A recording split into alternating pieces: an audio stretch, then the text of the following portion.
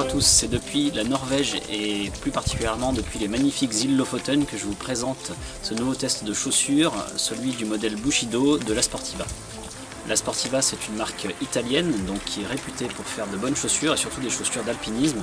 Là, c'est un modèle de trail vraiment typé montagne qu'elle nous propose, mais malgré tout assez minimaliste avec un poids qui avoisine les 300 grammes. Ce modèle Bushido, contrairement à d'autres paires de chaussures que j'ai pu tester, j'ai eu un petit peu de mal à m'y faire au début.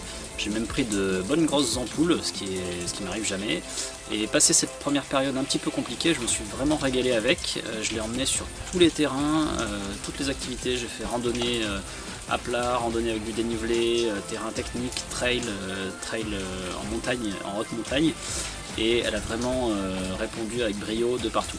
Parmi ses points forts, on a vraiment l'impression d'enfiler une chaussure de vélo, quasiment de vélo de route en fait, quand on met le pied dedans, tellement la protection autour du pied est omniprésente.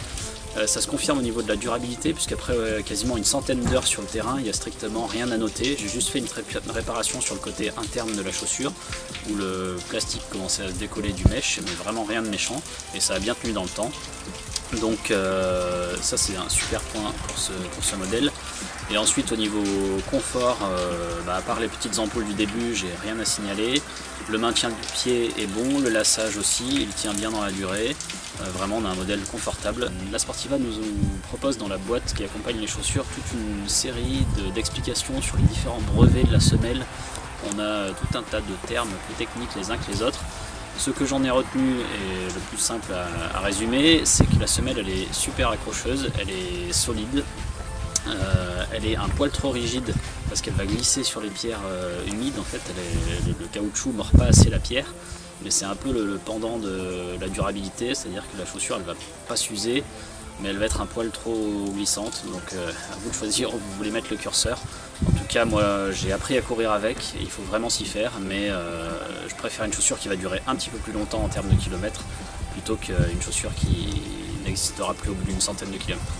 Pas grand chose à redire finalement, si ce n'est que je me suis régalé avec ce modèle. J'ai couru avec dans des paysages fabuleux. Ici les terrains sont plus que techniques.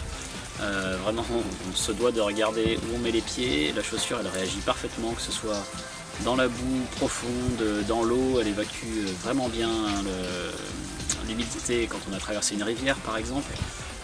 Sur les rochers, à part ce petit côté glissant à cause du plastique qui est un peu dur, elle se comporte super bien. Donc vous pouvez l'emmener sur tous les terrains. Moi je l'ai emmené en haute montagne, je l'ai emmené pour randonnée. Attention, je vous dis quand même pas que c'est une chaussure de randonnée ou même de trekking. La Sportiva a bien conçu une chaussure de trail running et c'est là-dessus qu'elle est le plus à l'aise. On a un bon déroulé de pied, on a une vraie chaussure de course à pied. Maintenant moi je me suis aussi vraiment fait plaisir en trekking avec, même avec un sac à dos un peu lourd. Alors n'hésitez pas à l'amener sur ces terrains-là, et si vous partez par exemple pour une quinzaine de jours comme ce que j'ai fait là, en mixant trail running et randonnée, c'est vraiment la chaussure qui vous accompagnera le mieux.